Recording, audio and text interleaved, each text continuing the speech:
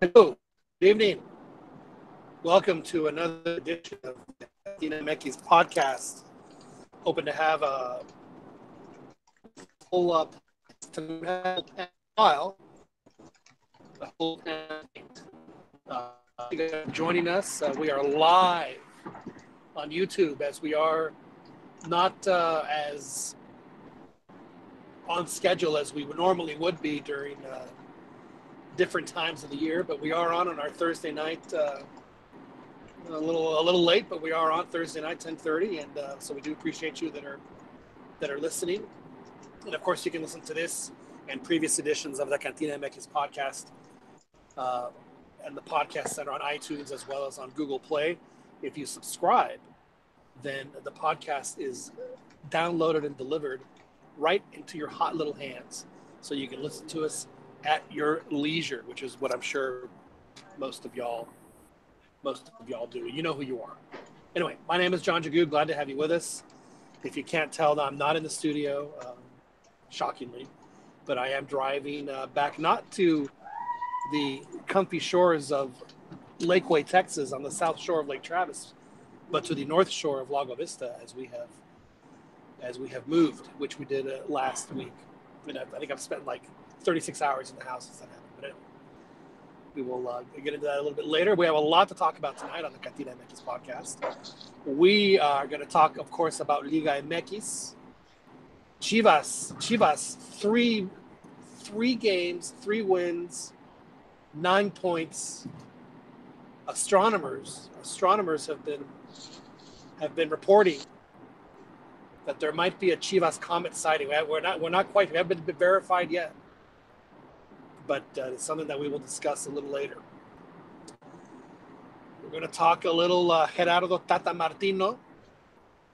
And of course, when it comes to a foreign coach, the naturalizado topic comes up, and we will discuss that as well.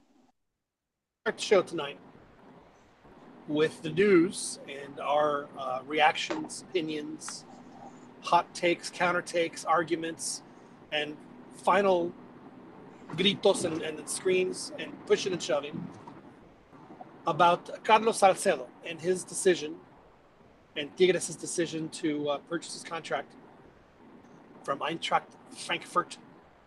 And Carlos Salcedo would now be playing the rest of this season in the winter transfer window in Monterrey instead of Frankfurt or Valencia or Milan or Fiorentina or wherever it was that people thought that he had the talent and the potential, and then the talent to play on one of possibly a better a strong team in a strong league in Europe. Was not the case. Good career decision, bad career decision. We will discuss. So I will throw it to you, Chiquis. So when you heard the news about Carlos Salcedo Titan, a Chiva, at one point a national team, so a World Cup starter, had a decent World Cup, got injured as he did also in the Confederations Cup. Got injured this year playing well for Frankfurt.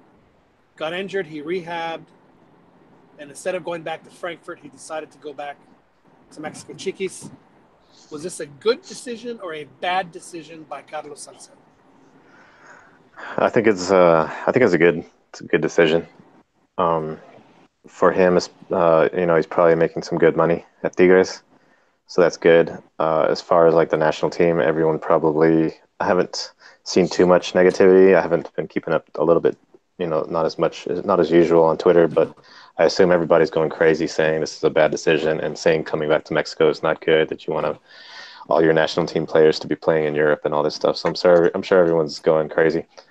But I think it's okay. I mean, I don't think, like Joel and I were talking a while ago, I don't think some players are at that level to be truly, at a higher level that they're going to go to Europe and just, dominate and be really good. Those are the guys that I think we want in Europe. But the guys that are sort of on the fringe, they could make it and fight their way through Europe and get to be in a good spot. But some, just don't, and they come back to Mexico. I think it's going to be okay. Well, let's not pretend that, and I'm not saying that you're saying, I would never put words in your mouth. But let's not pretend that Carlos Salcedo is a guy who, went to Europe and just tried it out for 12 months, 18 months. He's been in Europe for a while. He's had a pretty a long enough stay in Europe to where, I think that you could say that he had a short, yes, it was short, a short but productive career in Europe, and it wasn't like he spent all his time on the bench in in Europe. So I wouldn't necessarily think that that this was like a failure in any kind at all. Carlos Oh yeah. Salcedo, as you pointed out, was made an offer. It's everyone's situation is different. As I know that fans of the national team, and and I have thought like this myself about other players. I mean, you want as Mexico, knowing that the only way that Mexico can compete at that ultra high level is if their players compete at that same ultra high level on a weekly basis, like players from other countries do. Those players doing very well in international tournaments. I understand that. Now, uh, there's other issues involved, and so to me, uh, from that standpoint, is Carlos Salcedo going to Europe or coming back from Europe? Would that be a drawback? And from that standpoint, from a national team standpoint, one might say or that'd be the reason that they say that this was a mistake. But remember, guys don't make decisions based on, how is this going to affect my play on the national team. They make decisions based on what's best for themselves, what's best for their families, at that moment. So, we have to remember that these guys are human beings, carne y hueso, like the rest of us, and they have to put what is their objectives and their goals, to make these kinds of decisions. Now, I'll ask you, Joel, the same question: was this a good move or a bad move by Carlos Salcedo to leave Eintracht Frankfurt, a I'm a, team that most Mexican fans? Hang on a second, I'm giving you a very long and colorful intro.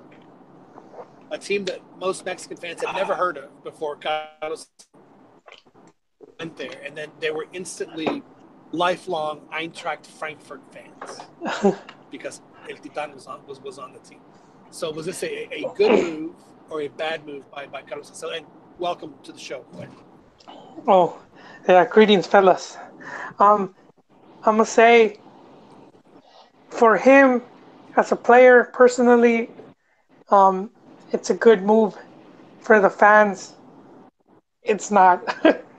But I want to dial it back a little bit, and because when news first broke out that Chivas was trying to bring him back on a loan deal, I remember the club was getting attacked, you know, for not, one of the talking points was that they were hurting the national team because, our players are better off in Europe.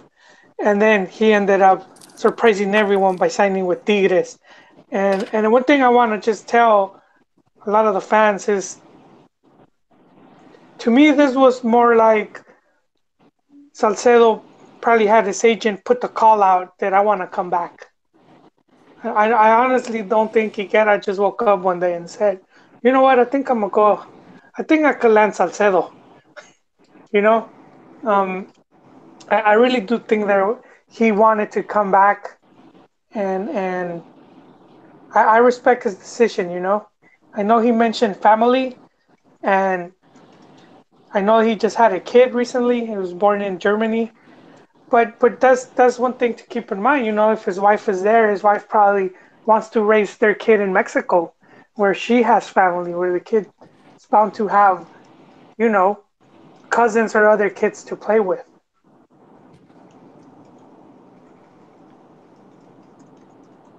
so you're again. I'm not putting words in your mouth. I didn't put words in Chiqui's mouth. So I try not to put anything in y'all's mouths at all tonight. Not even kolaches. Well, maybe some kolaches. I will let you guys have try to have some sort of communal experience when I stop in West Texas at the kolache at the check stop to get my kolaches. But it seems like what you're saying, Joel, is that you're saying to people, hey, come back off the ledge. It's not like he's going to Puebla, or Atlas. If he was going to Atlas, then I would tell fans, I don't know what he was thinking. I don't know what he was thinking going back to Atlas. But he's going to a very good team. That's a very well coached team that plays at a high level. If I'm not mistaken, I think he'll be eligible to play in the CONCACAF Champions. So it's not like he's that he's not going to get the international experience while playing in Tigres. And here's the other thing. I mean, is the Mexican League? So which is it, Joel? Is the Mexican League so terrible that the worst possible career move a national team starter can make for Mexico is to go back? Yeah, no, I think far and away the greatest league of CONCACAF. It's the top league in the world. If it's the top league in the world, then there's no reason why the level of competition that El Titan faces, CantinaMX, is playing Lobos Buap and Querétaro and Atlas, Cruz Azul and Tijuana and Pachuca and León is comparable to playing teams like Gijón and Valladolid and Recreativo Huelva. well, I think just it's more recent where or at least it feels that way to me, where for fans it's just become this belief that just being abroad is better, and it can be, but it depends what conditions. Not just because you go doesn't mean you're gonna be better off. And we saw it with Pulido. He only played 12 games in 2 years in Greece. At one point, they even sent him to their second division. I mean, can you say that's better than being in Liga MX? And we're seeing it with like Lainez, also playing in second division. Not exactly top of his game, but we also forget what we have. And we've had players that never went abroad, and then when they were at the international stage with the selección, they they more than held their own.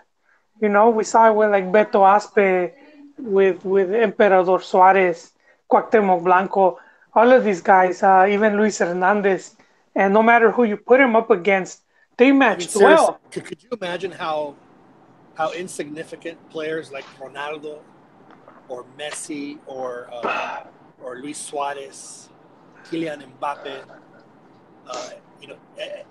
Eden Hazard, players of real offensive, quality, a guy that you would probably want on your team, right? If they had encountered Picolín in his prime at a World Cup and being just undressed and humiliated by Picolín's, kind of like what Bobby Moore did to Pelé in the 1970 World Cup. How amazing is that Pelé was so good that his misses are celebrated, and times when he is dispossessed are considered the greatest tackle of all time. That's what we would have seen with Picolín. Definitely. Had he gone up against one of these guys, it's to show that he could more than hold his own with another. But you're absolutely right, Joel. This is something that we talk about on the show. Yes, do Mexican players, if when it comes to the national team, do they need to play in the top European leagues? The answer is 100% yes. But it does Mexico no good when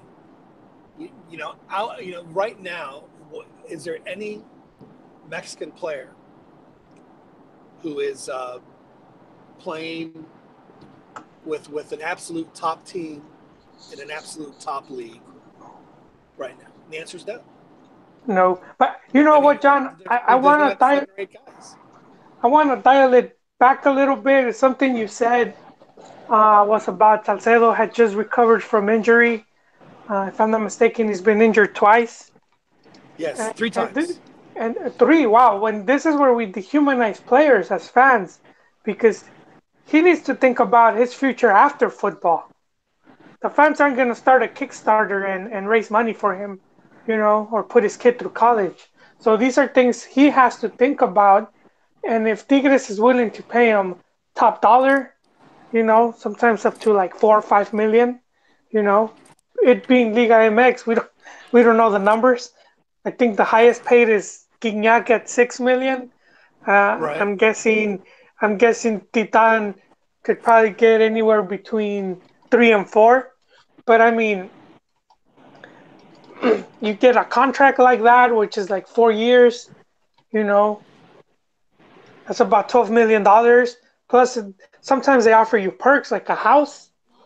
You get the house and the matching cars. So, I mean, you get that, and he's like, okay, I'm set. My family is set, and if something happens to me, if I get injured again and my career goes down the drain, we're in good hands. And I think that what happened, Chiquis? No, I'll let you finish. I got something to say though. Well, that was just about it, man. As a Okay. player like Cautomeli, that's what you want, because there's a lot of players that, as fans, we don't keep up with them. We don't keep up with after someone retires. Aside from those that stay as coach or like pundits, but there's a lot of players and we don't know what they're up to, and a lot of them just because they had some money. So sometimes they go back to having like modest. There's nothing wrong with it, but if you could retire and be at a pretty well off, then why not? And just an example aside from, and I agree with what you're saying about that. But on the talent side, like the European, going to Europe and playing with the big clubs and even doing well at the big clubs. Let's just take an example, Chicharito. He played with Manchester United. He played with Real Madrid, and he's been all over Europe doing pretty good. But in this last World Cup, is he head and shoulders above every single Mexican player? Not really, but Yes. He look did get Yes. benched by a Liga MX player. no, yeah, look in who was Orbelín. who was the main guy in this last World Cup? It was a Mexican league player, wasn't it? Chucky. Yeah. Chucky's like the man. So how did that benefit Let's Chicharito?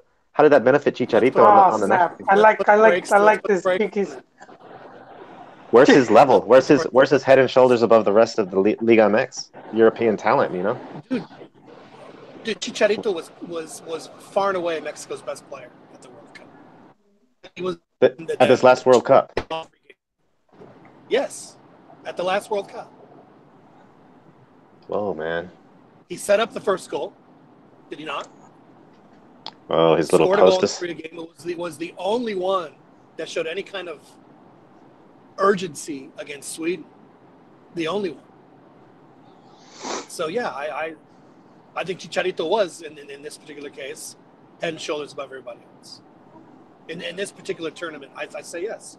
I mean, now did Chicharito, was he like out of this world outstanding? Absolutely not. But of all the Mexican players, there's no question he was the one that I thought was the absolute most consistent throughout the whole tournament. Can you say that about Chucky? I would. Well, I can But nearly. Wait, Oribe did bench Cheech in the 2014 though. I mean,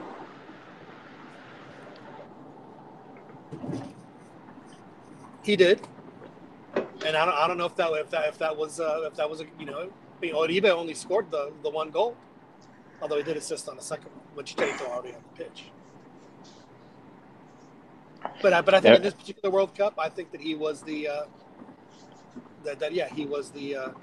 I wouldn't say head and shoulders because I wouldn't say head and shoulders above the rest because he's not your assist guy. He's not He's the guy who scores the crazy goals. Dude, He's a target forward, and he didn't do he that. freaking set Chucky, up both Carlos Vela and Layun that's beautifully. not. He's not an Beautifully. assist. He's not an assist guy. He's a goal scorer. Well, I understand that, but what I'm is that he set up both Carlos Vela. So maybe like a key part to the for the team. Yeah, he's really essential in providing that. But as far as like being the star of the national team, he wasn't. He wasn't like the Cristiano Ronaldo or like the top guy for Mexico. Chucky was the one getting all the highlights. He scored that awesome goal, and he was like the attacking player for a lot of the games until they bunkered and Sweden did their deal. But he was the talk. Chucky was the talk. Like, watch out for Chucky because he's got the speed and the Mexicans on the break and stuff. So I would agree with your points, but I don't know about head and shoulders above the Wait. rest. Al, Search is saying if you don't praise Cheech for staying in Europe for as long as he has.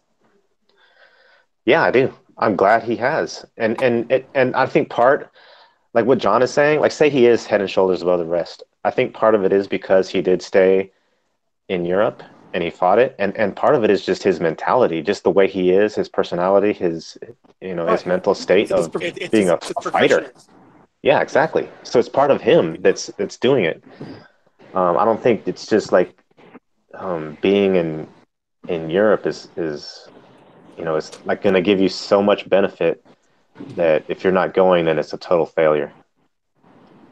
But who's saying it's a total failure? I mean, that's what I don't understand. So. I think a lot of people are saying Salcedo coming back is, it's really disappointing. Well, they should slap themselves for saying. Again, Carlos Salcedo had a decent career. It was short, but it was decent. It wasn't like he didn't play. I mean, again, would as a fan of the national team, which most people. You want to see your best players play on the best teams. Salcedo's one of your best players. Okay, so he may not be. He's playing on the best team in Mexico.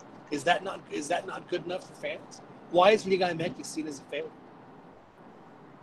Why is playing in Liga MX seen as a failure? Now here's what I wanted to say before Joel got me. I've said it many times. Yes, we need to have as many Mexican players playing this.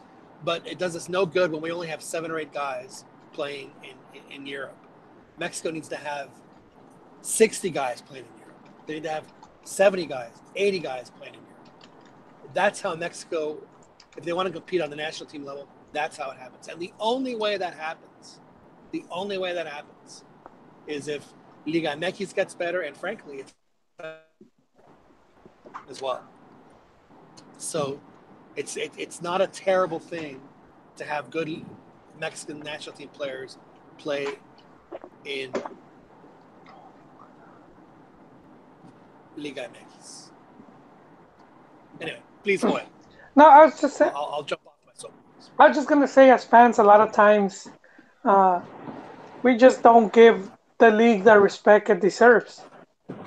We tend to downplay it a lot.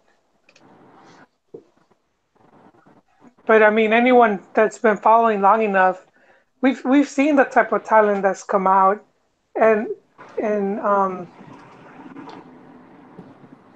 what Mexico has achieved, and Mexico's not that old when compared to the elite, to the world elite. They're still behind a few years.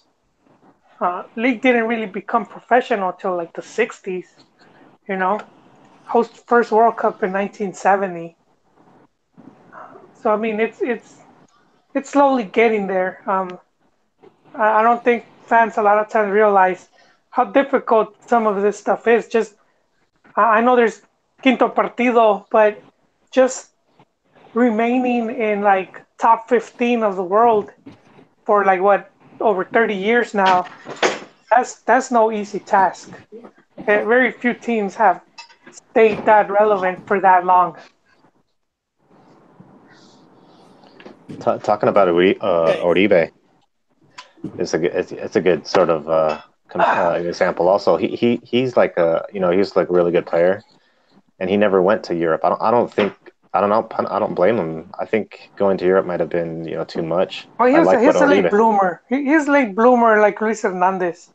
They came out late, which is the other. I think it just the rabbit hole goes deeper because that's the whole thing with Liga MX and the short season and not so many foreigners where there's not that many opportunities for young talent and but I've always maintained that there's been a lot of talent that's coming out and a lot that we miss just because we're not they're not getting the opportunities, but you could see how much like Oribe achieved. He got to go to the World Cup, 2 World Cups. He got Mexico a gold medal, man, and he got it Yeah. beating Brazil. And this is a Brazil that was hungry for that because till that point, Brazil had never. That was the only thing missing from their trophy cabinet. It pissed him off so much that when Neymar scored in the World Cup, he made fun of Giovanni's celebration. Yeah, and and Oribe was a big proponent of that, and that's pure homegrown talent. Coming out of Santos and playing in America, and that's a player forged in Liga MX, and he helped Mexico win that gold medal. And this is a Mexican Well, league. This is a Mexican league talent playing. Yeah, the majority of that team was Liga MX based.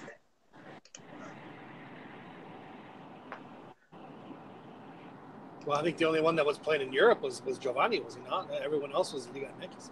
Yeah, Nestor Araujo is the only one on that team that didn't play any minutes at all. Damn.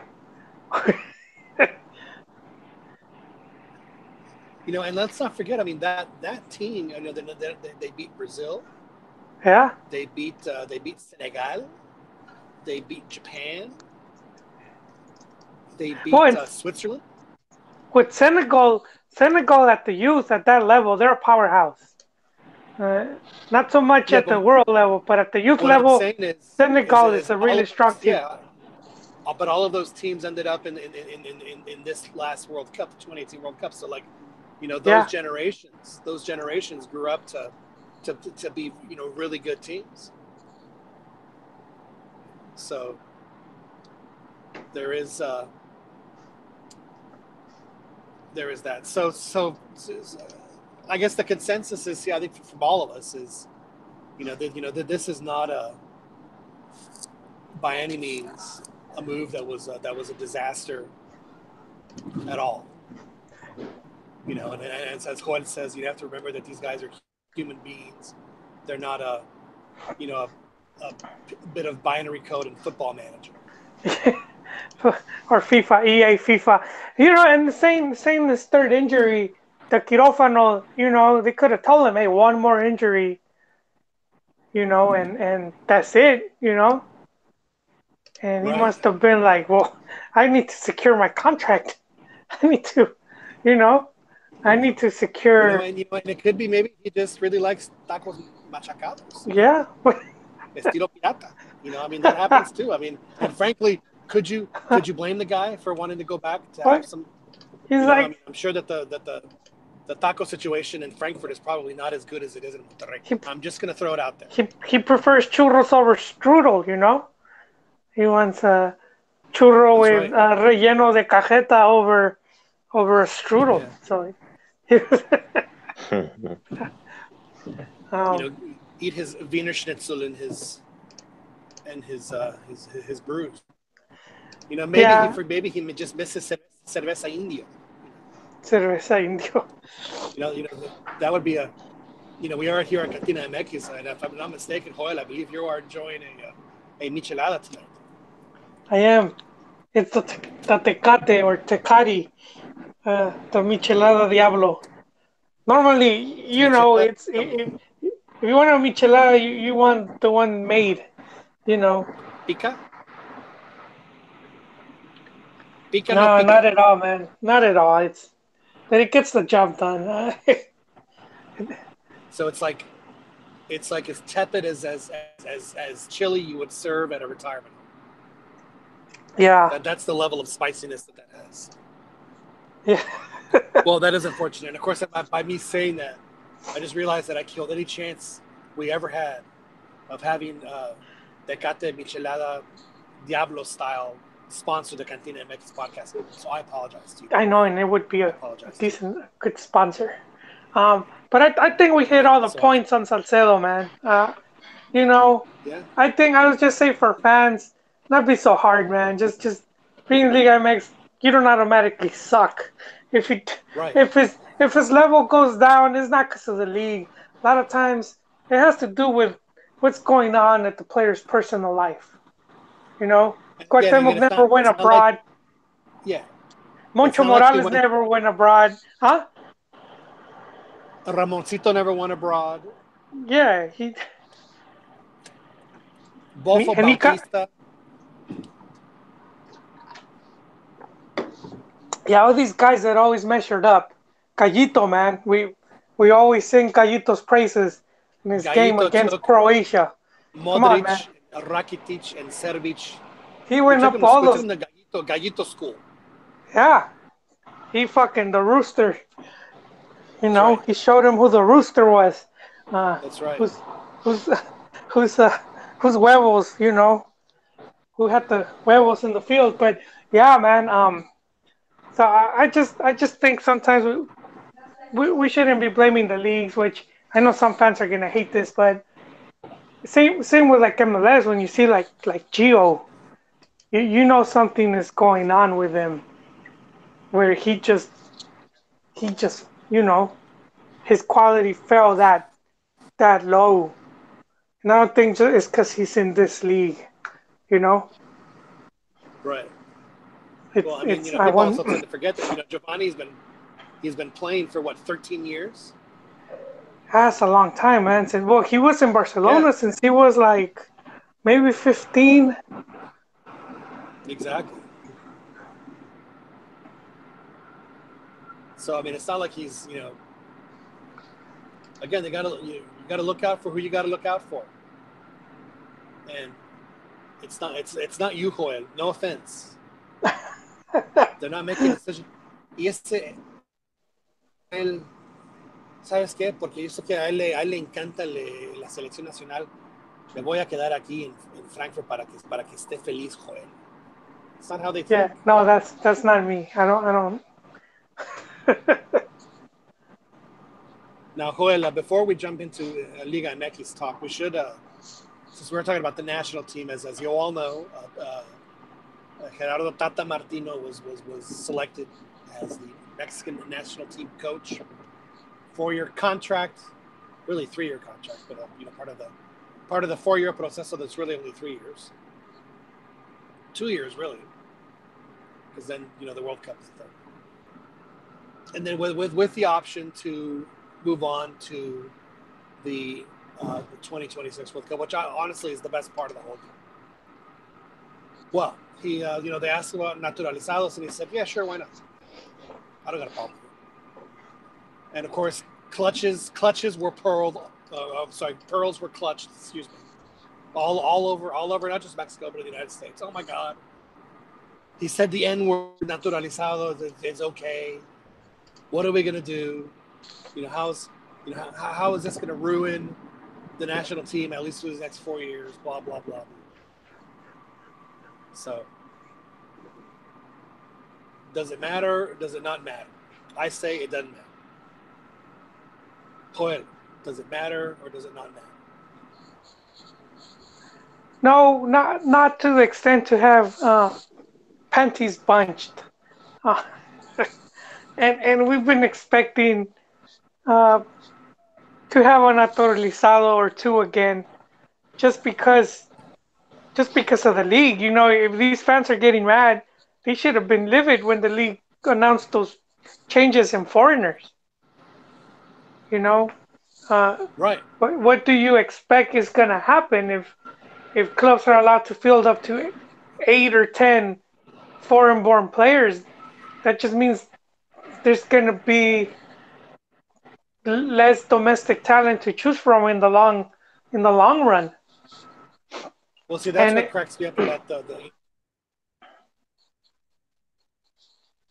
best Mexican players that play in Liga MX. We're like, dude, you feel the team that has, out of your 27 guys, you have like 20 Argentines. Come on, no seas. He's part of the problem when it comes to that. So yes, Joel, you are exactly right. Yeah, and then also considering just how many strikers and even attacking midfielders the teams bring, which means uh, the league creates even less of those type of players because They do. it's easier to bring out, which is the other thing that we were talking about, not just here. I mean, we're talking about it in the live chat, how players like Corbelin and even Moncho Morales were like late bloomers. Well, you were a late bloomer too, Joel. Yeah, I didn't get into the podcast You were a business little too. timid first. That's right. But now you're kicking ass and taking names. Yeah, thank you, sir. You're doing very well. I just like to Thanks, quote the I should have great. been in a Europack. I just like to quote the great LaBridge, who said Tata should just make the national team go to Argentina and get some players to make his own national team that way. He doesn't have to go to Argentina. All he has to do is go to Monterrey. There you go. Serge said that if Tata built a selección of his paisanos, Mexico would play that quinto partido. Yeah, there you go. I always thought that when Piojo went down to Copa America, when he had that alternate team, I always said, man, how cool or how hilarious would it have been if he would have taken a team of out of the 23, like 18 naturalizados. And see how they do. I thought that would have been hilarious. Well, as it turned out, I mean, their best game down there was it Voso that scored the goals against Chile, along with.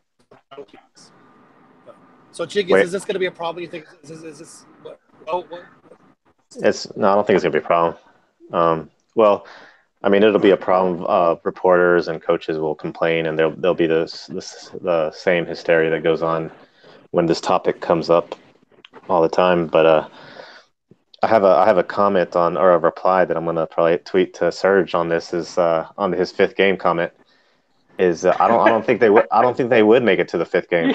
I think the Argentinians that would even settle for taking a Mexican national team call up wouldn't be that good or would be too desperate and not have the talent to even get to the fifth game. So the good Argentinians and the good extranjeros or whatever are playing with their national teams. They don't want to go down to Mexico's level and settle for something less. And the ones that aren't good enough to get to the fifth game. That's my take on that. Fair enough. So, but I don't agree with national naturalized though. You don't want naturalizado players on the team. No, I don't. I agree with La Puente. Chiquis, where were you born? I was born in the United States. Okay, so doesn't that make you a naturalizado fan? Exactly. So you wouldn't want you on the team. I wouldn't. I've said. I remember on Big Soccer a long time ago. I said this exact same thing. I would not. If they decide that, I would not want me on the team. My thing is a bit divided because you do have the ones that are just mercenaries and they just want to play just to get the international exposure to play those big tournaments to be at the World Cup and whatnot. But then you have legit players that have made their careers in Mexico. A lot of them have even their kids are Mexican because they were born in Mexico, and a lot of these guys they already adopted the country where they're gonna stay to live there. So a guy like that, I'm not gonna hate on a guy like that because they know that the country's giving them so much and they want to give something back. So I respect that. I don't mind. I don't have this more Mexican than thou I mean, complex. think of a guy like Tuca who came to Mexico in the mid '70s. Atlas. Can you believe that Tuca's first team was Atlas? Isn't that crazy? Wow. That's And it. I would yeah, never Atlas associate back Tuca then. with Atlas.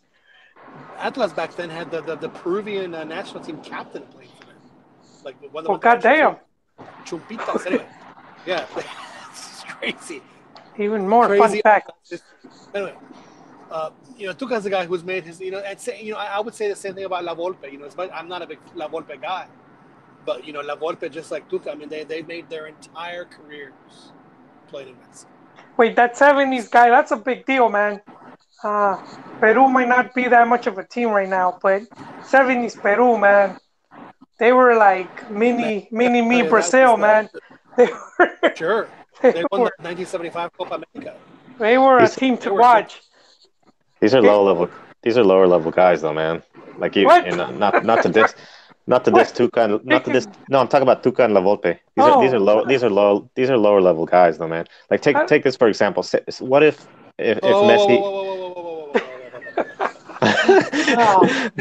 hang on a second. Let me deviate a little so you don't get.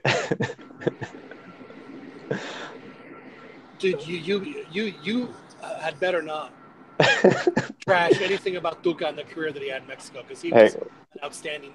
Tuca is Pumas' leading uh, goal scorer. He passed Cavino he should be in Europe by now, man, coaching some wait, Tuca champions Pascavino? in Pumas. in Pumas. Not all time, just in Pumas. Yeah, because all time, I think Cavino has the record of Oh having yeah, won all time. seven, Not even Cardoso caught up. yeah, 7 goal scoring titles in a row.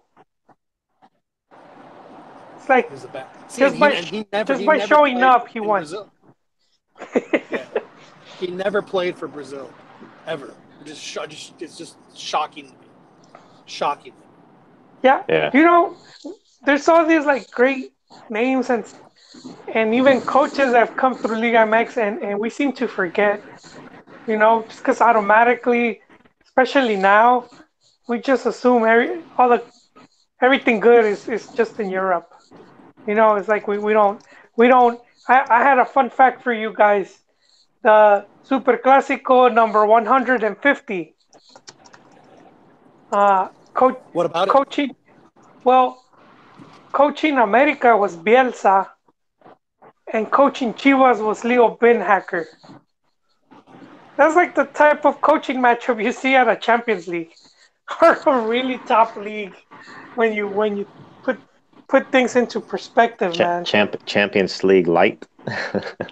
Nah, man. Coaching wise, those guys aren't Well, you nothing see, light and I about think those that's guys. what's so sad about the Mexico League and frankly Mexico fans in general. Not all Mexico fans, but I think the a majority of Mexico fans is they underrate Liga MX so much. And people outside of Mexico respect Mexico and Mexican soccer a hell of a lot more than the fans themselves.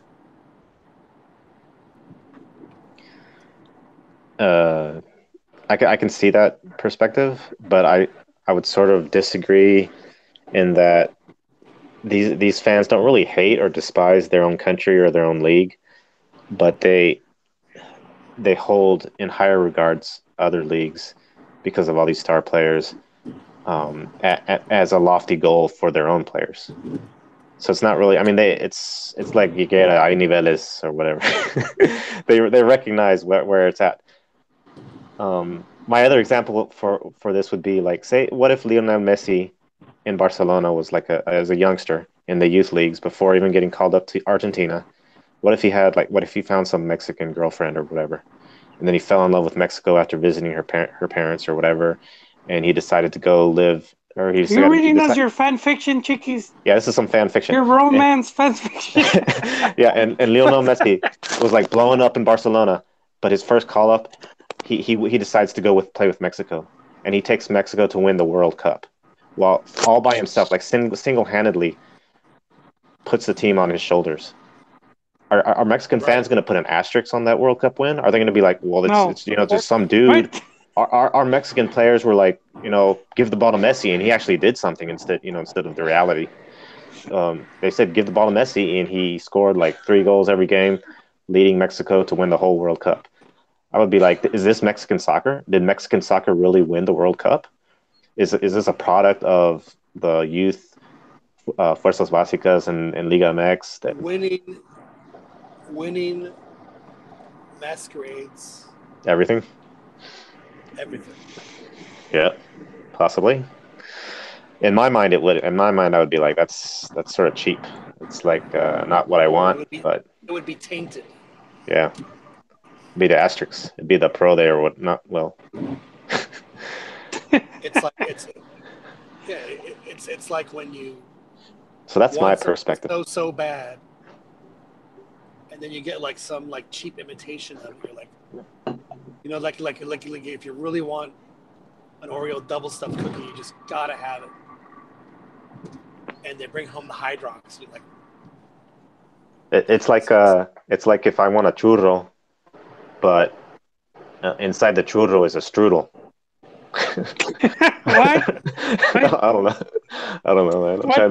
I'm trying to get a comparison.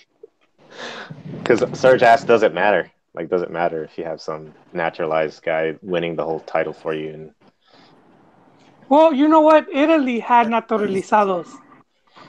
They had one of their early World Cup. They had a bunch of Cementero on their team that won a World Cup. They did have. How about that for Cruz Azuleada, dude? Yeah. They did have. Cementero on that team. They did.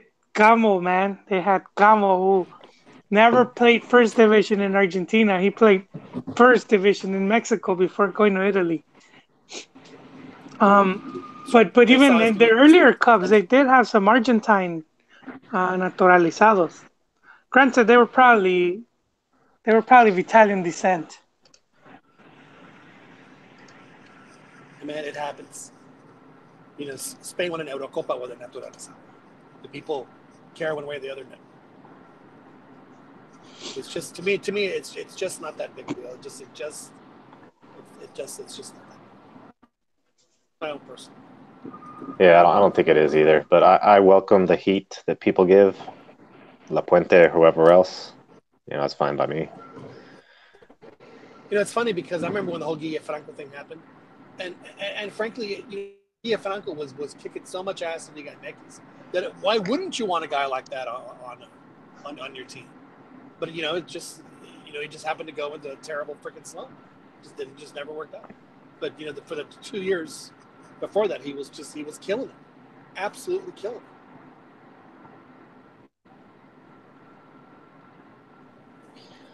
It's just. I seem to recall even when he was doing really well, like I wasn't like, oh yes, get him on the national team. If I want someone really to be, didn't need him. Yeah, so that was probably it. They had Jared, yeah. Kikín. I know people make fun of Kikín, but man, I can't think of a guy in the last, at least in this century, that busts ass more for the national team than Kikín. The way, there were so many games where, he was a quote unquote forward, but it's so much of the dirt of the forward that he was like a forward. He just hustling and just running around all over the place. Kikín, it's interesting you bring up Kikín because he was one of the, some of the Mexican media was criticizing Tigres and saying how they've hurt the national team by bringing back players from Europe, and Kikín was one of those players. But Kikín did not want to be in Europe, man. He went because he wanted that experience, but once he got there, he's like, this isn't for me, I just miss being home, and this we should get Martin back, because he was one of the first guys to interview him, when he was in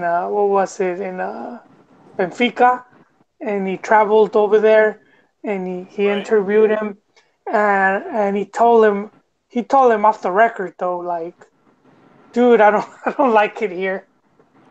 I think he was even trying to get him to stay.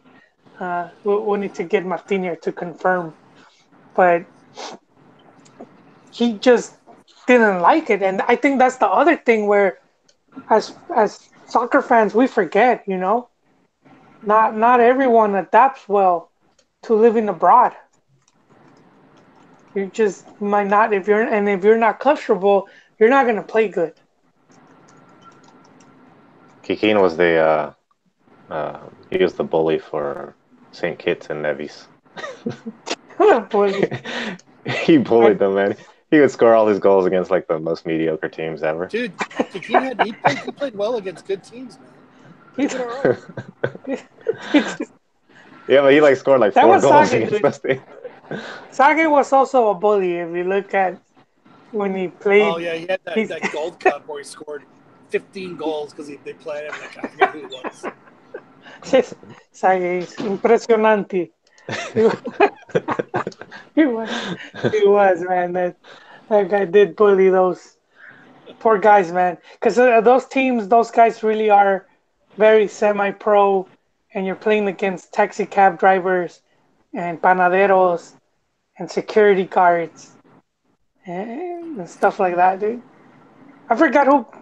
I think Mexico went to play Islas Caicos or something, and they ended up donating a lot of their equipment to the team because they didn't have, they didn't have like shin guards and things like that. Extra soccer balls. They probably had like that one ball, you kick over the fence. I want us to go get it. Yep. Man, I used to do that a lot. Kick the ball over the fence. The worst is when you did it to the neighbors behind, because then you had to go all the way around the block to fetch the ball. All right, so naturalizados, we put that to bed. Yeah, we put that to bed. Salcedo, a la cama, a la Yeah. meme. Tucked in. That's right. We gave him a little taco. Anyway, as we move on, I think Joel had requested when we had our pre-show meeting that he wants to talk Chivas, but not the 3 wins and the 9 points and the Chivas comment, and they're gonna win, and all the rollo that comes when Chivas win 3 in a row. It's like Chivas fans come out of the woodwork when that happens. No, he wants Joel. You go ahead. What's to say? Chivas had not won 3 league games in a row in almost a decade. You have to go back to 2010 with Chicharo when they had won 3 games in a row. And that was when he scored 2. Those 3 games, Joel,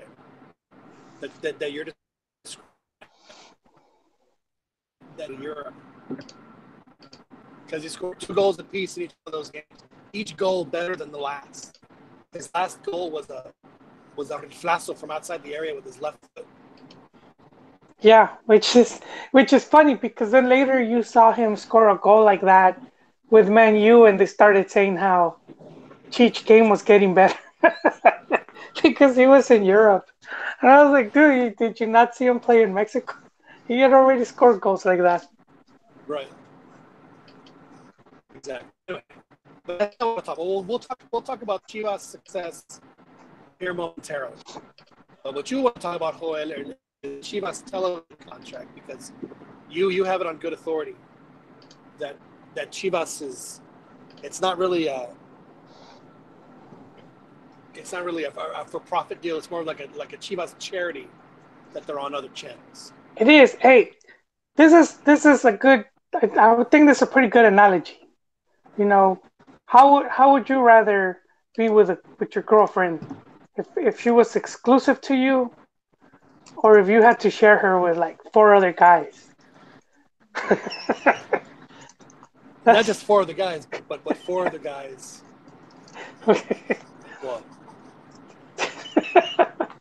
that's but there's a lot to think about with the whole exclusivity thing, because for example, Chivas on open air TV would make what they So would you average wouldn't want a about. bunch of Chi Hermano brother husbands. I no, I just think that you know when it was announced about Chivas, they were with all these different stations, and a lot of my Chiva hermanos automatically assume that's more money, you know.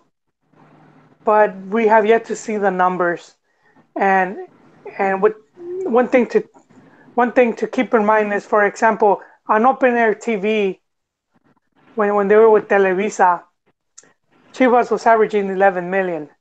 So that means for a sponsor, I guess that sponsor went more to the TV. But even if you're like want to be a main sponsor for the jersey, you could probably command more money. But now since it's all spread out, I'm curious to know how that works now. Well, this all goes back to the fact that there's no reason Liga MX clubs should negotiate their own individual TV deals. It's frankly it's insane. But as many people have put on, including us, when media companies are running the show, that's just kind of how it is. But anyway. But it seems to me, Joel, and I maybe point us out that you want that the exclusive contract.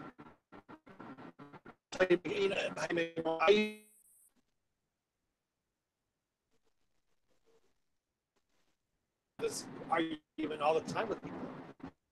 I I lost you there, John. I didn't.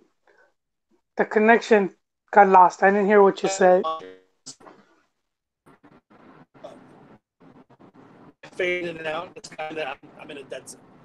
Yeah, it's been fading in and out.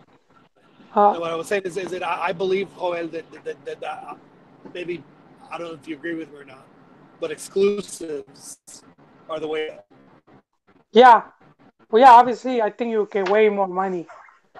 You should get way more money. I think a good example is like Super Bowl. You know, the sponsors to show a TV commercial during the Super Bowl costs so much money, and it's because that's it's that one place where you're gonna see it at. If there was like if there was like 5, 10 stations all showing the Super Bowl, then it would just that whole dynamic would be different.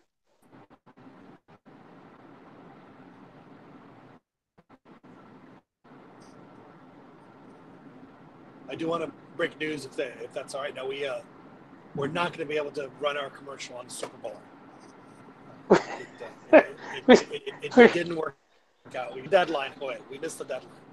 So the CantinaMX podcast commercial will not be seen in the Super Bowl broadcast. Very unfortunate. Yeah, it is. Joel, speaking of Super Bowl, does before we get into the Chivas talk, does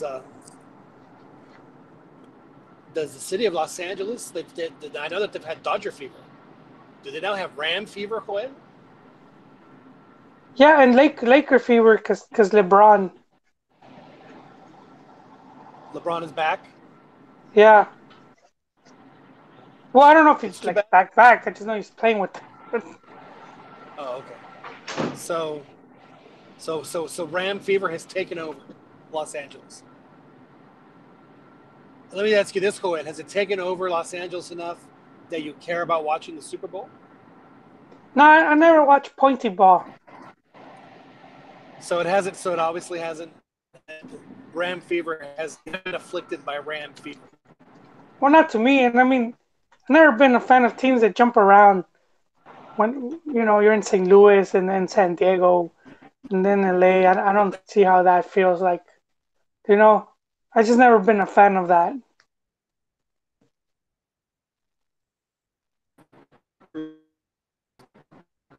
As cousins, a Chiva and a Ram.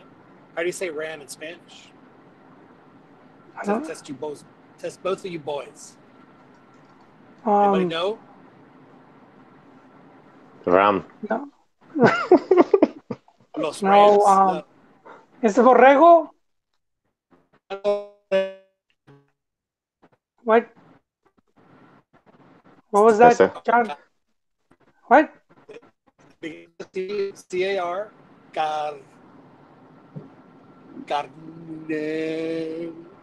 Carneros. They're Los carneros. Carneros. Yeah.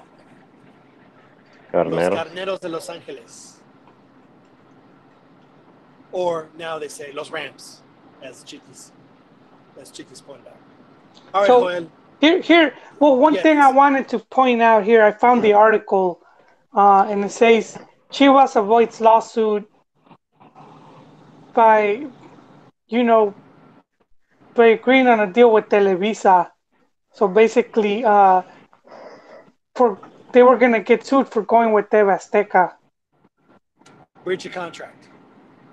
Yeah, and So the contract hadn't finished. yeah, because Chivas has a deal with Televisa, but on their pay television, which is TDN. But then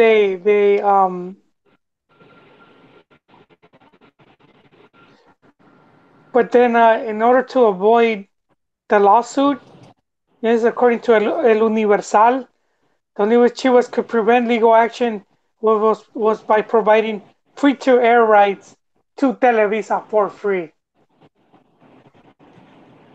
I knew it.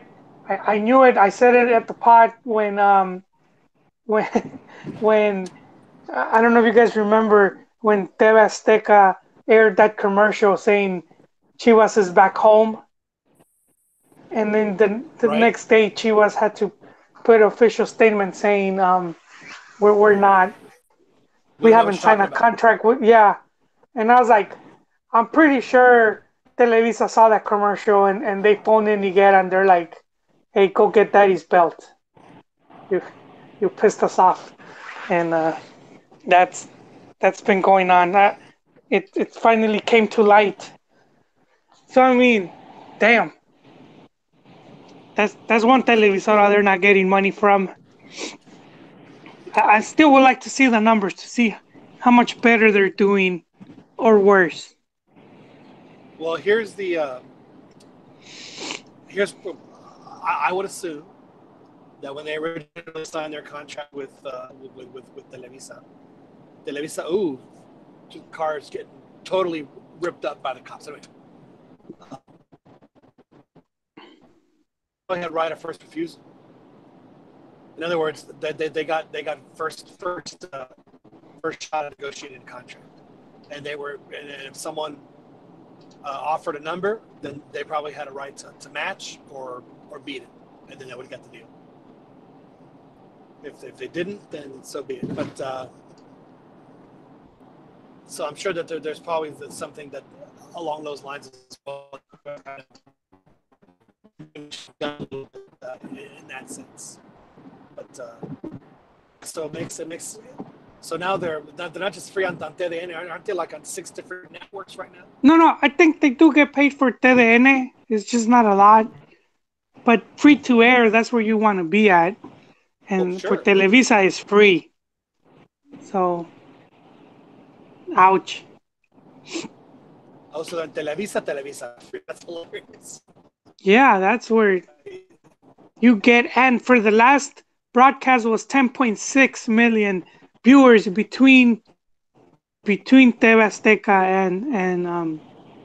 and Televisa Open Air Right. TV. I'm guessing because I had said 11 million, so I guess Multimedios and Chivas TV and whatever just got the scraps. Is Chivas TV still a thing? Yes, sir. Yes, it is. Are I don't you a know how much subscriber? it costs though. So you're not a subscriber? You're not a subscriber? I don't think you have to. You probably get like free subscriptions at like if you buy like some Cracker Jacks and it's like the price inside the box, or something. I don't know who will want to pay for that. So you get a box of palomitas and your prize is free Chivas TV. Yeah, you get the code, the promo code for some free. I don't know, man. But Chivas TV is still a thing. Um, but then they're on Bleep and Click and all these other Mexican streaming outlets. So many to So they're name. on other, but the Yeah, soccer is still paying for it on Chivas TV. yeah, So they're on everywhere else for free, but on Chivas TV you have to pay. yeah. I mean, it's this was part of I think it's Higuera's plan, and he was trying to make it like something kind of posh, you know. Like if you're it's like the VIP type thing. Because if you have Chivas TV, you get like exclusive. You're supposed to get like exclusive content, you know, You get to go, you, interviews and you get to go behind the shopping with scenes. Pulido. You can, so that's kind of what it was. So it's like if it's like if you're like the fancy fan, you have Chivas TV, you know. So Chivas TV, Joel, 15 years ago, would have been up your alley. Would have been all over it. Yeah, well, Because they I failed. know that deep down you're still a huge Chivas fan at heart. Yeah, no, that's not going to work in Mex. Not with the economic problems they're having, and then to try to, you know, they're just trying to make Chivas like a very expensive product, you know. And Right. that's always been like a working class team. Now all of a sudden you wanna make it like all these bonus features. It's almost like when you buy those video games and then it's like incomplete video game and you have to do all these microtransactions, you know, just to have like the extra content. You have to pay way more money. Right. And it's never worth it. Because you get behind the scenes stuff. You're like, I don't want to watch these guys practice. Well, It's yeah, just and it's not so much different than the pregame that the other TVs are already, you know, providing. sure. You know, I got stuck watching 30 minutes. The media guide in my cable thing lied to me. It told me the Chivas game was on at 4. And I turned it on and I was stuck watching 30 minutes of pregame. Well, pregame shows aren't all that bad, Joel. I mean, come on. Give us a little break. No, some were good. Some were good. I'm telling you, I used to. Man, that was like when I started watching football, man. That was I used to get like a lot of quality stuff from if you get a good pregame, you'll learn so much, you know. And then when you're watching the game, you'll notice things that you probably would have normally not paid attention to. So nothing against it now. You know, I used to watch from way back when Fox Sports Americas, when Fox Sports Deportes was Fox Sports Americas, right. and like 90% of their content was from TYC, the South American Torneos y Competencias. And it was mostly Argentine stuff, but they used to have Minuto Cero, which was like the pre-game for like a lot of the Argentine games. It was called Minuto Cero. And man, I used to like watching that show. Uh, yeah, I remember when I was a kid, especially during, well, I guess all the games, I always had the 15-minute pregame show. The resúmenes were good. Yeah, it was definitely good team. Joel, 9 points. You said that Chivas had done 9 points since Chicharo was a Chiva. That's how long it's been since they won 3 games. 2010. How sad is that for Chivas fans to know that even Atlas has won 3 games in a row since then. They've probably done it a few times. Atlas. Yeah, but Chivas won titles and Atlas didn't, so I would gladly take that loss for those 5 campeonatos Chivas accumulated in that 5? time. Well, not just league, but cup and super cup I thought that and those cups didn't CONCACAF. count. I thought that those were. No, they do count. They're just not as like the league is the premier championship, and then the other ones are just like minor tournaments. But winning a tournament's always better than not winning one. Atlas hasn't won anything Yeah, that's like ever. they've been hiding behind Cruz Azul. People have been making fun of Cruz Azul, and Atlas just over there like, thank you very much for taking all yeah, the pressure off of us. yeah, don't pay attention to us. Nothing to see over here. Just what 60 years of fracasos.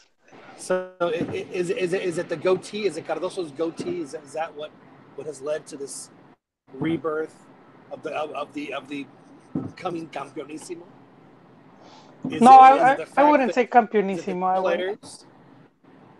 So we're pumping the brakes on the campeonissimo. I'm just checking because yeah, you look at the way the Chivas fans talk, and it's like, you know the second coming is on its way. All right, so no campeonissimo.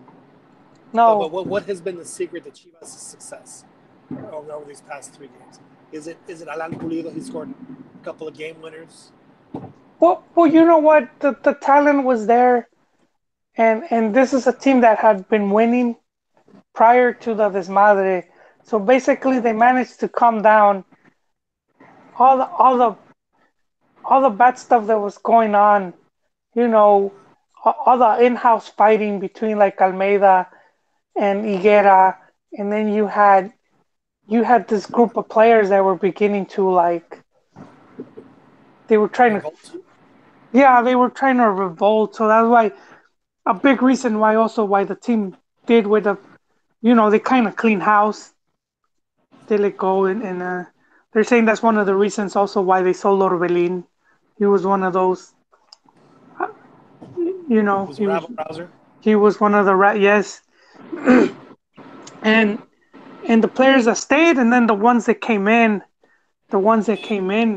just very professional about it, and I think that some of the other players like Pulido, even Chofi's sort of like just calm down, they were like, oh snap, so I think that ultimately that's what happened, and then I think giving continuity to Cardoso, people thought he wasn't gonna last, and he did miss Liguilla, but that they left him and he kept working and he had done good. I mean, his season was an improvement over the past 2 seasons, the ones under Almeida. You just love to just stick the dagger into them.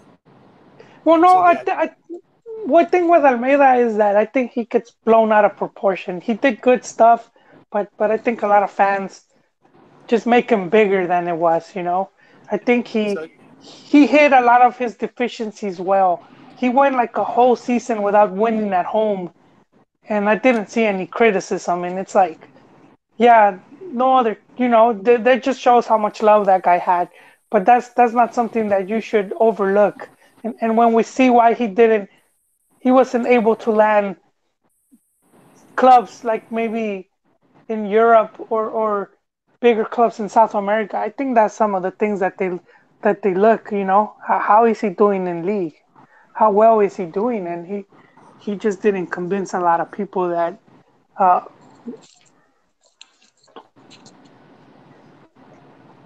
but going back to Cardoso, he showed a lot of improvements and it's paying off now that that confianza they gave him. Sure. Now let me ask you this, and I want you to answer honestly. What has a better chance of happening before I guess at the end of the season? Chivas winning another championship or another desmadre that ruins everything? Oh man, come on, Yon. Why you gotta go there?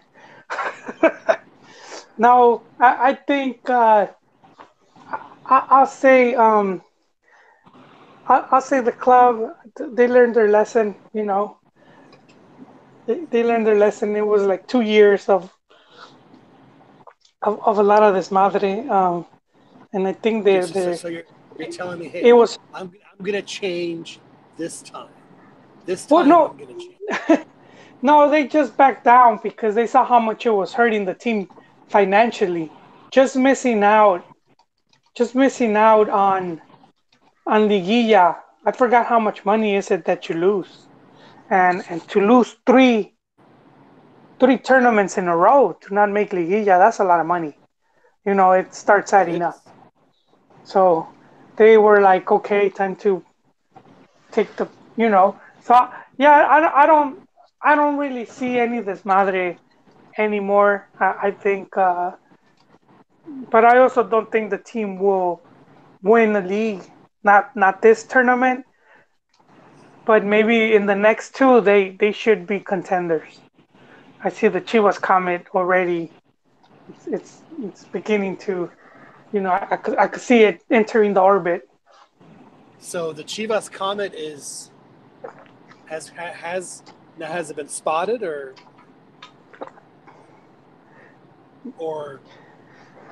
Yeah, are I there would are, say, are there signs where it could make an entrance yeah, into there's it? signs. Okay, There's signs. It's really, like a comet. It could completely miss its target, but it's definitely headed this way. really Yes, interesting. yes. That There's go ahead. plenty talent to go around in that team, and I think in a year or two, some of these players should, if everything works out, uh, it will make Chivas a pretty strong team. Well, and here's the again we circle back to fans of the national team. If you're a fan of the national team, you need Chivas to be a good team. Because Yes. if Chivas is a good team, that means that you have Mexican players playing well in Liga MX. And if you're a Mexican player playing well in Liga MX, 9 times out of 10 you're going to be on the national team. Why? Because there are just not that many Mexican players No. that play well in Liga It's MX. They're it just in a 4-year cycle, about 80 80 players will get called up to the national team. I don't know if that's fully true though, man. What is it? What do you mean you don't know? You go No, look at the like numbers, Chickies. no, They're what there. John They're said, what John oh said about the national team. Like the last World oh Cup, how many Chivas went to the last World Cup, or even exactly because they were terrible. Chivas was terrible. So why on earth so yeah. would you So have any? I don't think. I mean, I think Chivas can be real terrible, and the national team can do okay as long as there are other players and other Liga MX No, teams I that are good. understand that, but what I'm saying is, if Chivas is playing well, and Chivas players are playing well, Yeah, then chances are pretty high that those guys are probably going to be on the national team. okay. Yeah, so yeah, that's true. Yeah, that's all I'm saying. I mean, I'm not saying it's going to make the national team better. I'm just saying they're probably going to be on the national team. Chiquis peleonero. Were you eating chile with your food? Maybe he had one too many micheladas, Joel. Oh man. I'm coming back to the U.S., so my stomach is getting used to this American food. Are you back in? Are you back in Kyle, Chiquis? Yeah, I'm struggling. I got the what do you call it? Chorrito.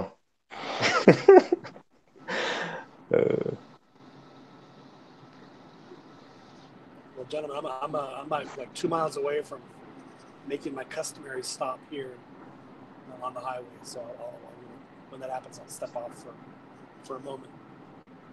Is it a drive-through? What is it? No, I got to get out. I got to get out. Oh, you can get out. So I got to. Yeah, it's open 24 hours, but I also have to take care of some other pressing issues as well. So Do they microwave them like they have them behind a glass yeah, counter, and then you let me put it this way: choose? they have so much business. They have like 8 microwaves. Wow. So I would not want to work there because quién sabe qué pasa con tus. With your So pending issues, right? exactly. Okay, then I guess we could probably do a quick Jornada Cuatro preview while you're out. Well, it won't take me that long. It's not like I'm gonna be gone for 20 minutes. I'll just be gone like 5 minutes. But I'm a mile away, so no, you can y'all do whatever you feel is best. Well, so I'm still blown away, Joel, that you're saying that the Chivas comet, the astronomers are all comparing notes and saying, yeah, it looks like it could be on its way back. Yes. It's like their forecasters forecast, El Nino's back. So that is, and for you, Joel, a recent self-loathing, painfully pragmatic Chivas fan. I mean, for sunshine pumping Chi Hermanos, I mean, Wow. your word has to be the gospel right Yeah. I got another fan fiction sort of scenario that now. might be of interest. So, like, I know Cardoso isn't Mexican or whatnot, but like, say he does uh, the same thing with Chivas as Almeida did. Do you think he gets the praise and the fandom from the fans to go to the national team? Like, say he wins two doblete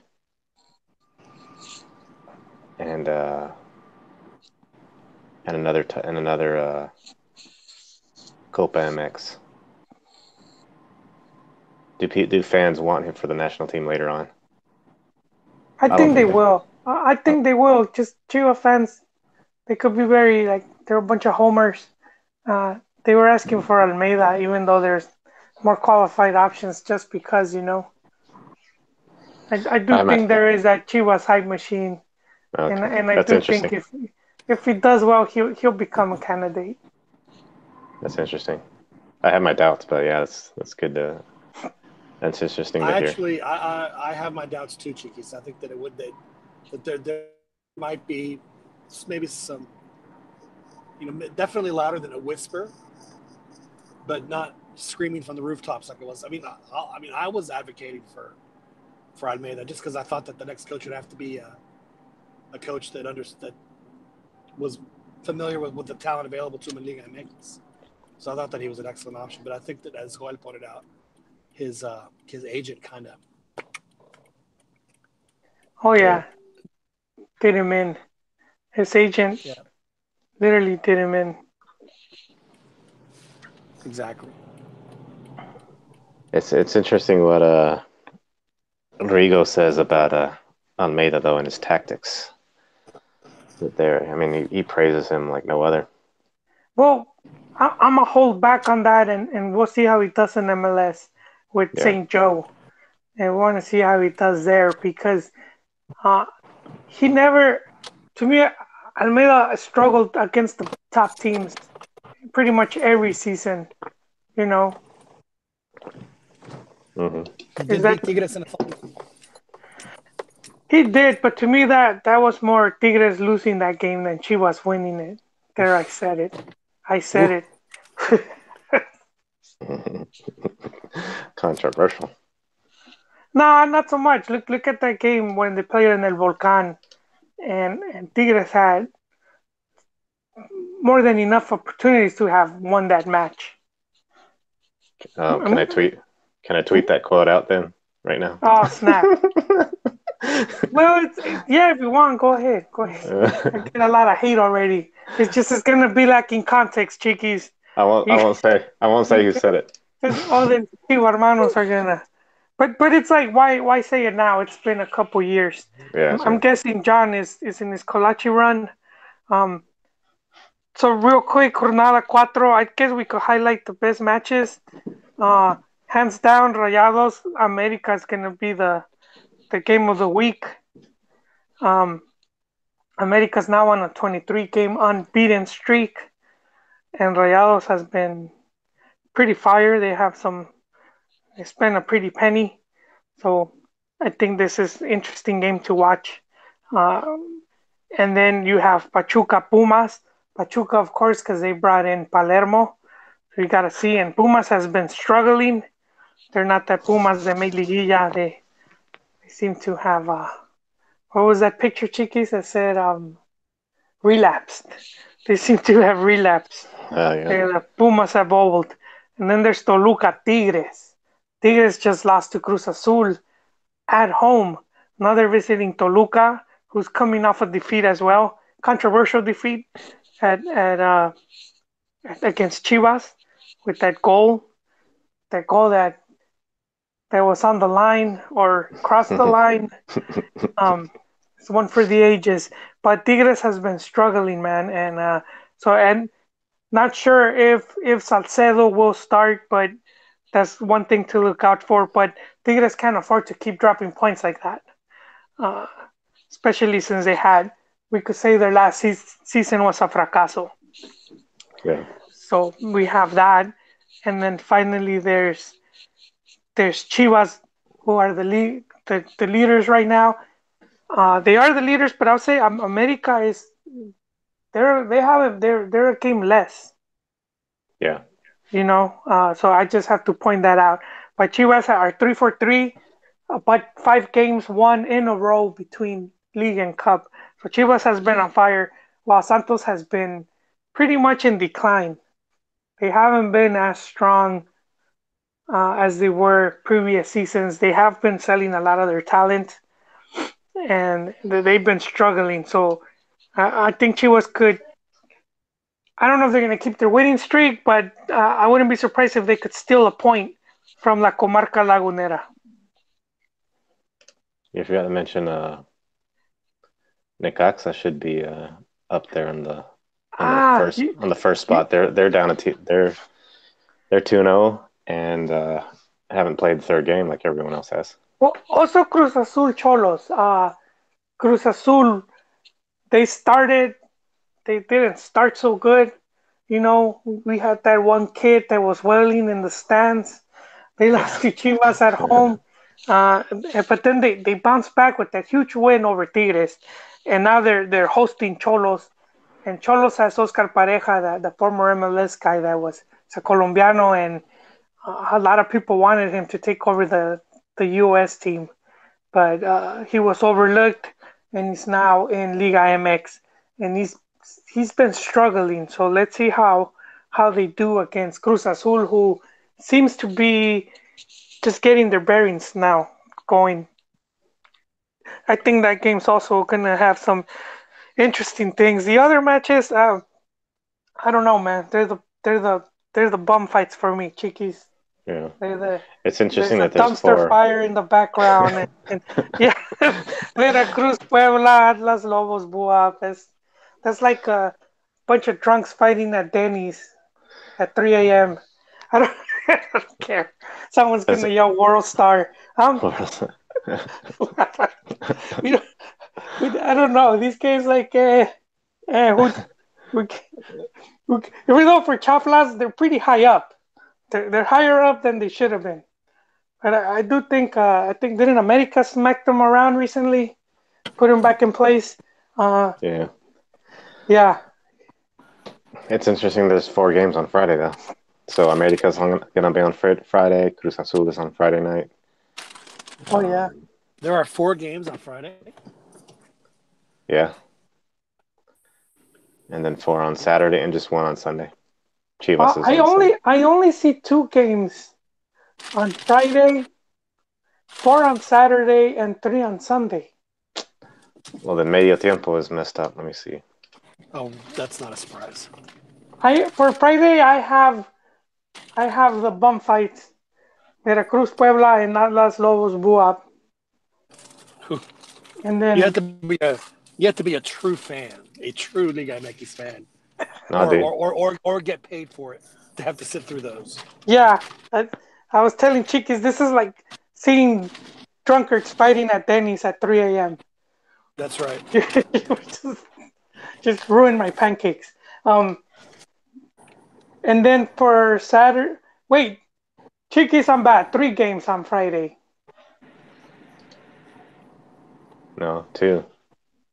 2. Cruz Azul Cholos when. Yeah, Cruz Azul. Oh shoot. No, Cruz Azul Cholos is on. Yeah, media tiempo is all messed up, man. There's 2 games on Friday, 4 on Saturday, and then 3. Sunday. Okay. Yeah, Medio Tiempo's all messed up ever since they redid their website. We call it medio cierto. Yeah. Because half of the time they get it I used to right. go to Medio Tiempo 5 times a day, every day. Oh, I remember when they started, that was the place to be, man. You could pull up old stats. It was like looking at those baseball cards from when you're a kid. You could go to a player and then you could see like the different, how they did the different seasons or what the teams they've been with.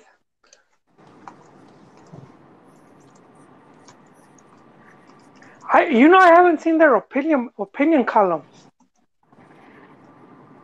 I haven't either. They used to have some pretty good ones. I know Martin did some stuff for Medio Tiempo. You did it for years.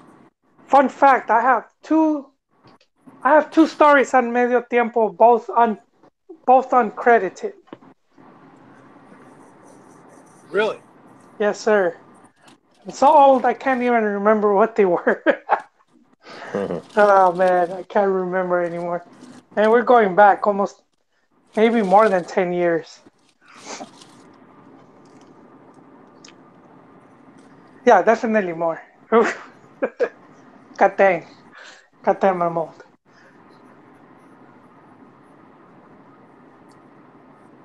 What are you, like? You're in your 50s now, right? What? Did you just turn like 55 or something? No. Todavía no. Todavía no. Not. 42. 42. Oh, you're a young pup, dude. Oh, thank you. Yeah, I was like 05 or 07 around that time. Yeah, I had dos notas.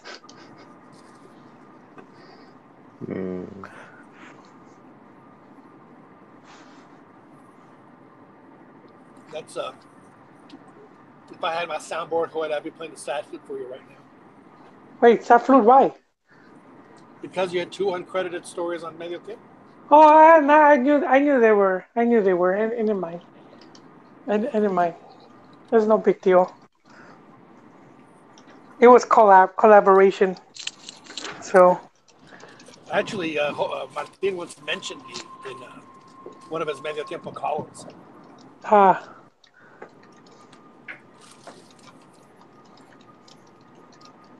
He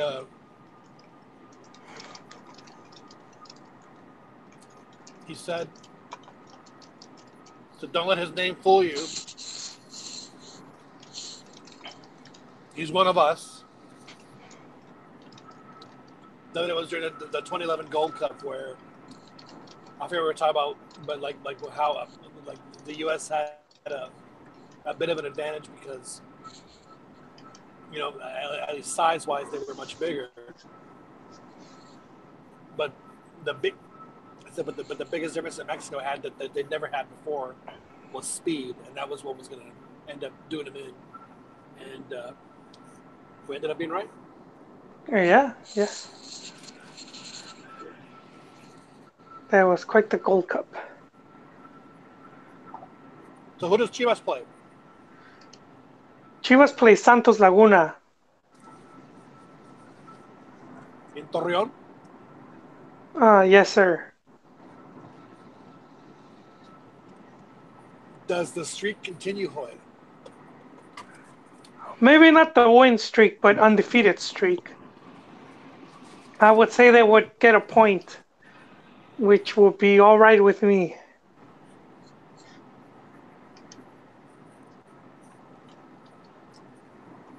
Both Santos and Pumas have kind of come back to earth after their unexpectedly strong seasons last year. So it would not shock me if Chivas actually pulls out the win.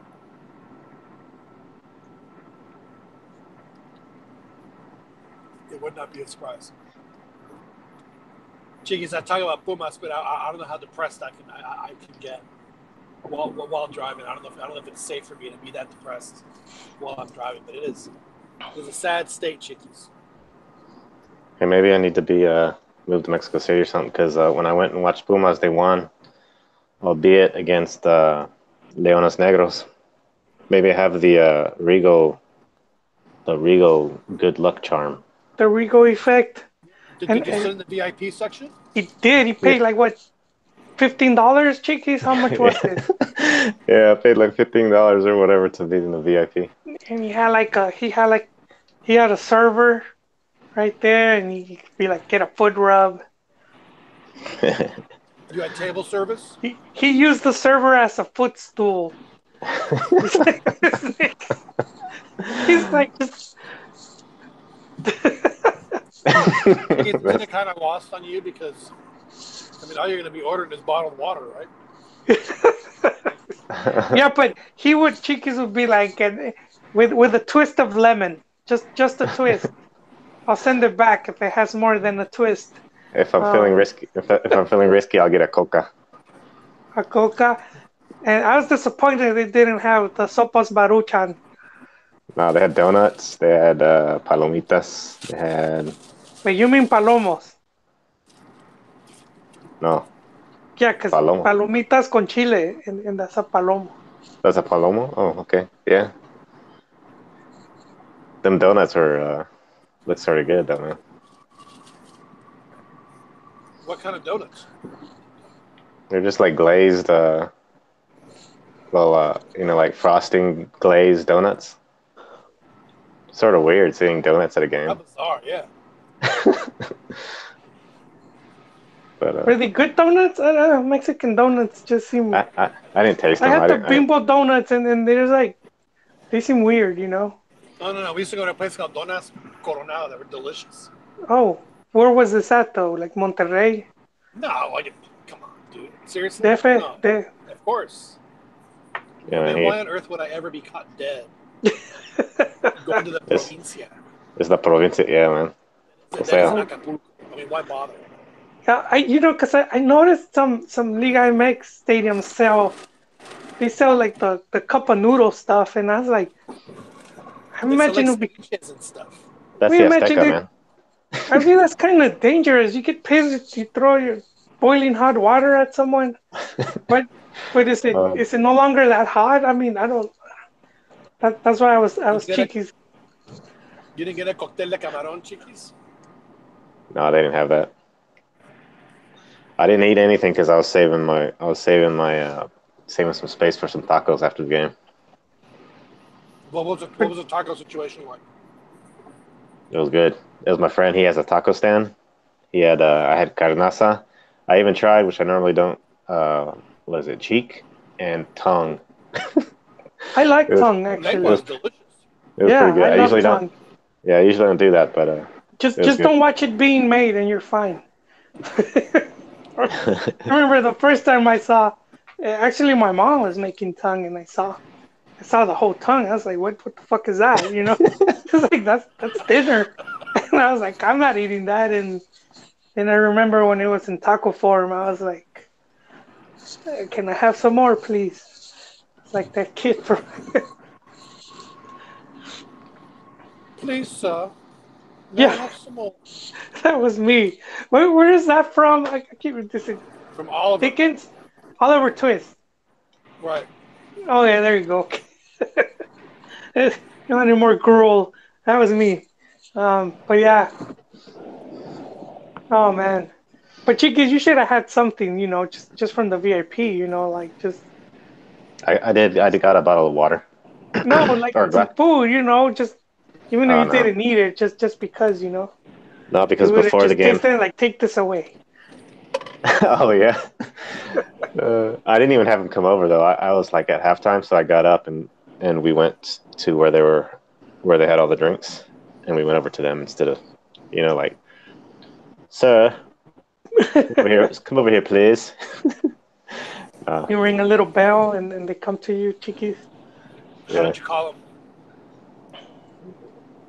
Oh, I didn't. No, I didn't call him. I went over. We went over there and said. We went over there and asked for our stuff.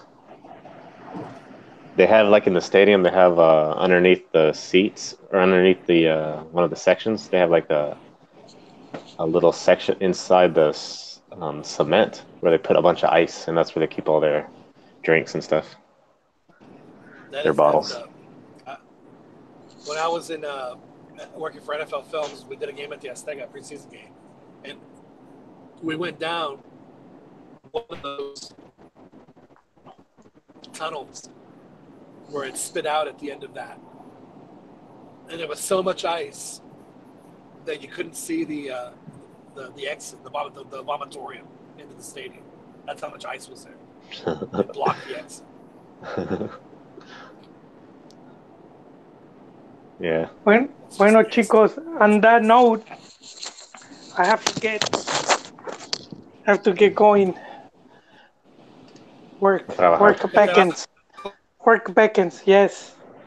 Yes, sirs. Ya me fui. All right, man. Well, we have been on for a good hour, 45 minutes. Yeah. So not a bad time to go ahead and end the show. Yeah. But so just to wrap up, Salcedo, okay, he's here. Naturalizados, whatever, no problem. Chivas getting the point. Yes. That's pretty much it. Rundown.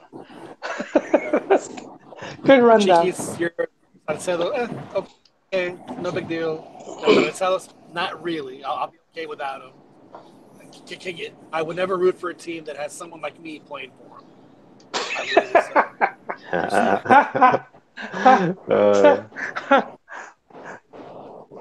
I might be the exception. Pumas, you might be the exception. Yeah, because Chivas allows Brizuela, Ponce, and all those dudes. So, Pocho power. I'm telling you, if I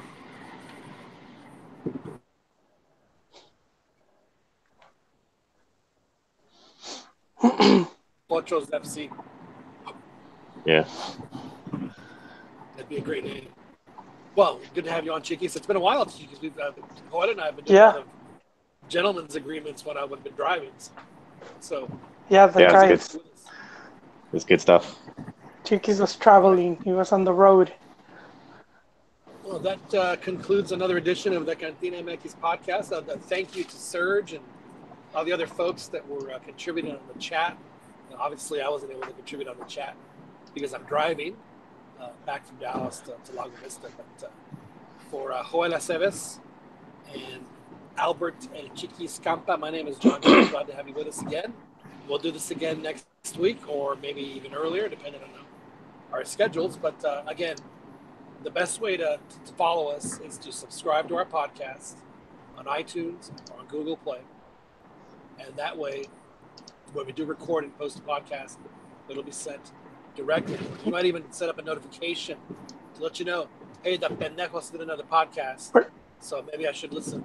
And they'll go ahead. We're also on Twitter and Facebook. We are also on Twitter at CantinaMX_pod.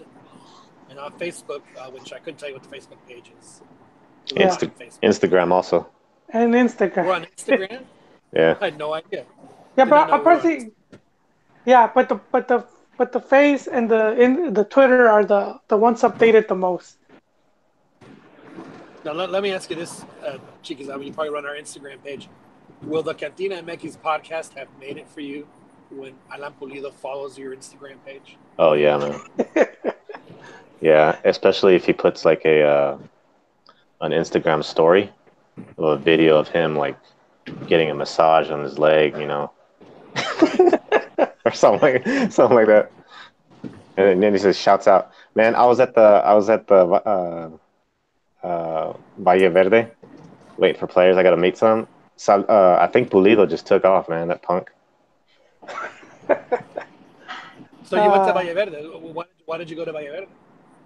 Oh, just to check out some players and take some pictures. And there's like a little group, about 10 people waiting outside. You have to explain to those of us not in the know what Valle Verde is, Chiquis. You're just throwing words at us. Sorry. Name dropping and shit. So yeah, I was in Guadalajara. So we dropped by where Chivas train.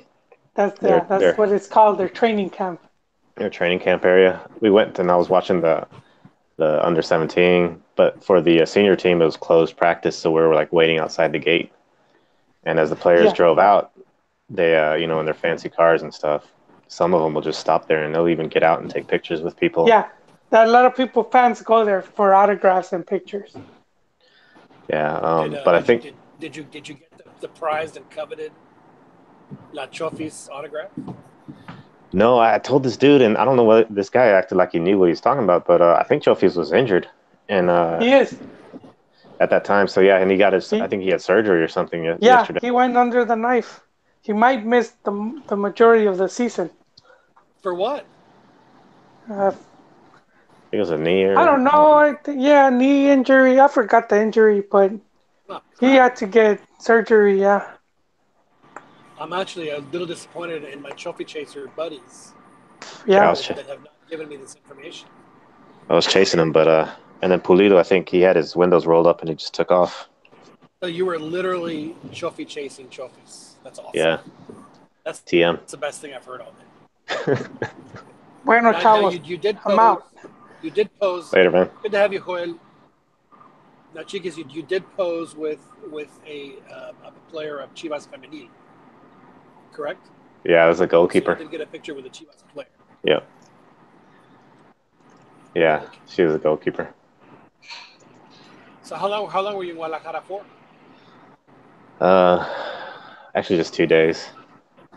Did a lot in 2 days, but yeah, just 2 days. Had some tacos Were you or there some for tortas. business or pleasure? It was a wedding, a nephew's wedding, and then met with a friend that lives there, and he took us to different places, to Akron, to tortas, to his taco stand, and then Did you have a torta ahogada? yeah, man, that was actually pretty good. I usually am not one to like my bread wet, but that was really good. So explain to the folks what a torta ahogada is. So it's so I guess the bolillo bread with we had carnitas inside it, and then there's the red salsa. It was bathed in it pretty much. I mean, it's a harder bread, like it's not your soft bolillo normally that you would think of, but it's more of a toasted bread, and so it's that salsa I think was really good. It's not, So it wasn't all soaked or anything. If it was soaked, I might have been like a little iffy, but the taste was really good. yeah, that's. I've never had the pleasure of going to Guadalajara. It's definitely a place that I. Yeah, it's a nice city, man. Really nice city. Yeah, I'm sure it is. I mean, it's a city of 5 million people, so it's. There's no gasoline there, so that's a little bit of a problem. That's crazy. There's no gasoline anywhere. That's all these manufactured crises is just a topic for another day. But anyway. Yeah. Well, Chiquis, good to have you on here and on the CantinaMX podcast. Like I said to you folks that are listening, we appreciate y'all listening to us live down on the YouTube and on the chat. Tell your friends about us. Subscribe to us if you haven't already on Google Play or iTunes. And, of course, as Joel said, you can follow us on Twitter and on Facebook. My name is John Jagut. We will talk to you guys next time here in the CantinaMX podcast. Enjoy the rest of your weekend. Thank you very much, and enjoy the soccer this weekend. Bye-bye.